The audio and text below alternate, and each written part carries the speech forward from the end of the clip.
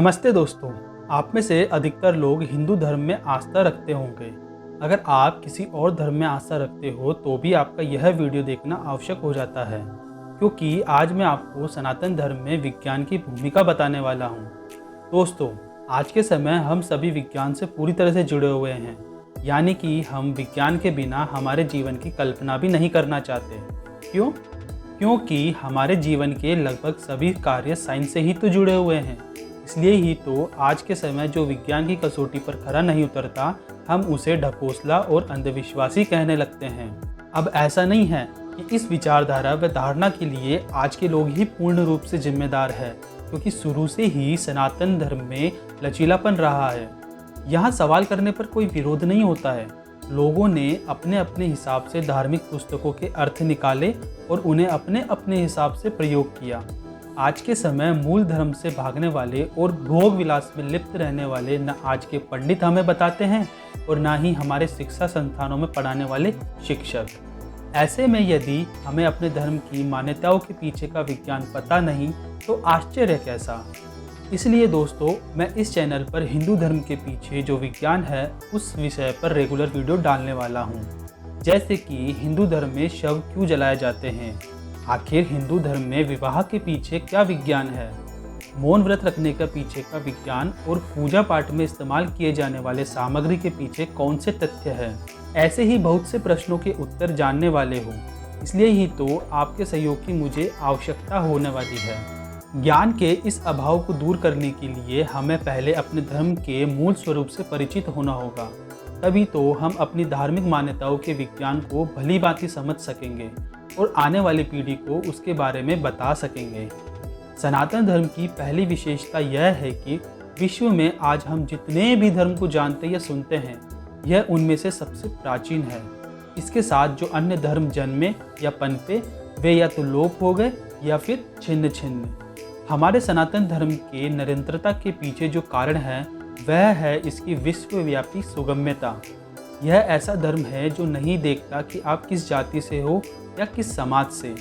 जिस धर्म के मंत्रों और आरती के बाद जहाँ सब एक स्वर में कहते हो वसुधैव कुटुंबकम, यानी कि सारा विश्व ही एक परिवार है और सभी प्राणियों का कल्याण हो, यानी कि लोक समस्तः सुखिनो भवन्तु। ऐसा नहीं है कि ये मंत्र सिर्फ भारत भूमि में आस्था रखने वालों के लिए ही थे, अपितु संसार के समस्त प्राणियों के कल्याण हेतु बने थे।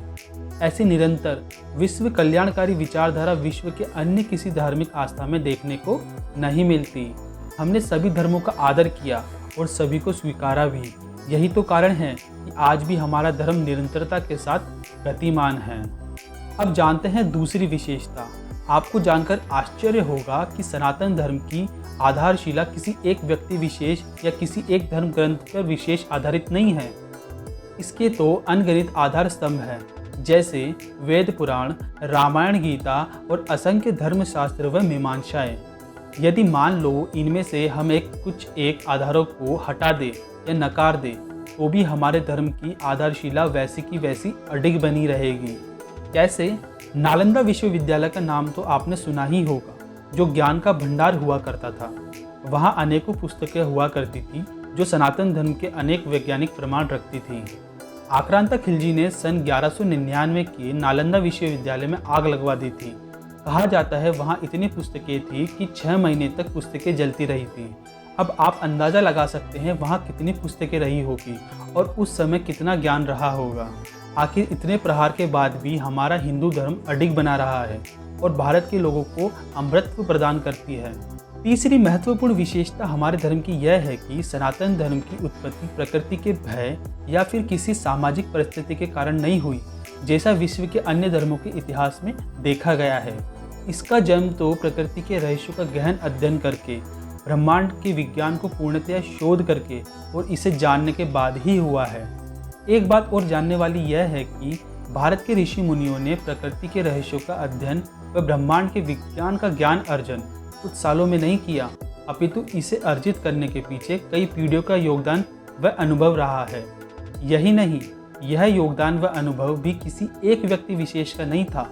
यह ज्ञानार्जन तमाम ऋषि मुनियों के चिंतन मनन का परिणाम है।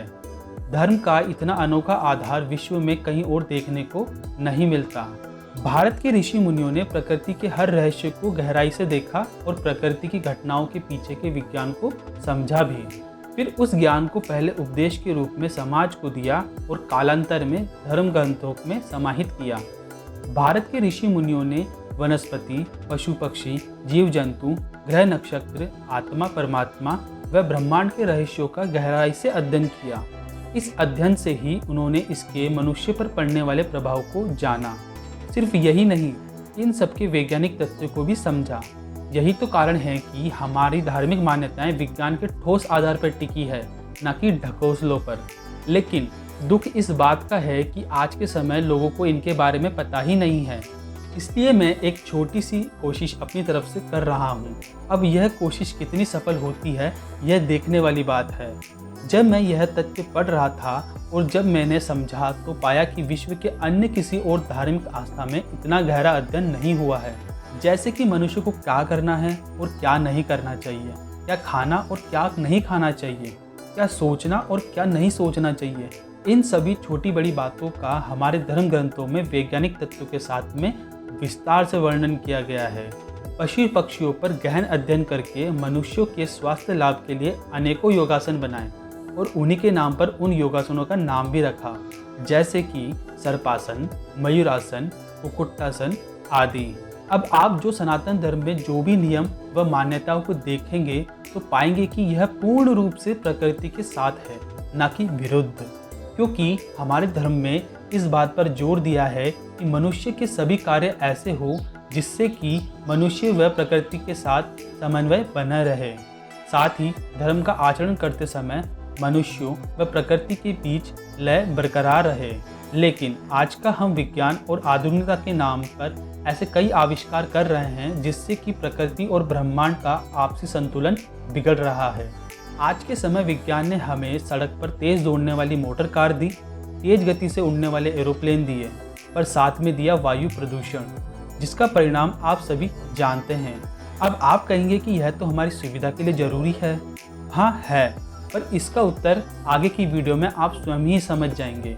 परमाणु ऊर्जा के इस्तेमाल के साथ उसके परिणाम भी जुड़े हुए हैं, क्योंकि खुद परमाणु शक्ति के आविष्कार करने वाले व्यक्ति जूलियस रॉबर्ट ओपेनहाइमर ने इसके पीछे परिणामों को पृथ्वी के लिए खतरा बताया था।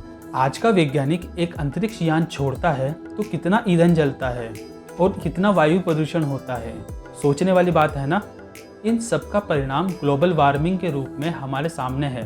अब आज के विज्ञान ने सुख सुविधा तो दी, परंतु दुख उससे भी कहीं ज़्यादा, जिसका मुख्य कारण है उसके द्वारा प्रगति का प्रकृति से विरोध। अब ऐसा नहीं है कि यह सब गलत है, परंतु यह समझना भी बहुत जरूरी है कि प्रकृति के साथ कोई खिलवाड़ न हो। यही तो अंतर है सनातन और आधुनिक प्रगति में। एक में प्रकृति का साथ है तो दूसरी में अलगाव। अब मैं यह सब कैसे कह रहा हूँ? क्योंकि हमारे ऋषि मुनियों ने बिना किसी प्रकृति से खिलवाड़ किए यह जान लिया था कि सौर मंडल में कौन कौन से ग्रह हैं, उनकी पृथ्वी व सूर्य से कितनी दूरी है, नक्षत्रों की स्थिति व गति क्या है। अब हमारे ऋषि मुनियों ने इतने कठिन प्रश्नों के जवाब के लिए कोई अंतरिक्ष यान नहीं छोड़े थे। इन सब प्रश्नों के उत्तर उन्होंने अपनी ध्यान अवस्था में वैदिक गणित के आधार पर जान लिए थे। यही तो कारण है आज के आधुनिक समय में भी हम सूर्य ग्रहण और चंद्र ग्रहण की सटीक तिथि आज के वैज्ञानिकों से पहले पता लगा लेते हैं। एक कटु सत्य, कहने में अच्छा तो नहीं लग रहा है, परंतु कहना भी आवश्यक है। धर्म का जो आधुनिक रूप हम देख रहे हैं वह ढकोसला ही है, क्योंकि आजकल जो धर्म के ठेकेदार, धर्म गुरु और प्रवचन करता है, उनमें से अधिकतर धर्म के मर्म व मूल को जानते ही नहीं। इसलिए वे अपने अनुयायियों को सत्य मार्ग नहीं दिखा पाते।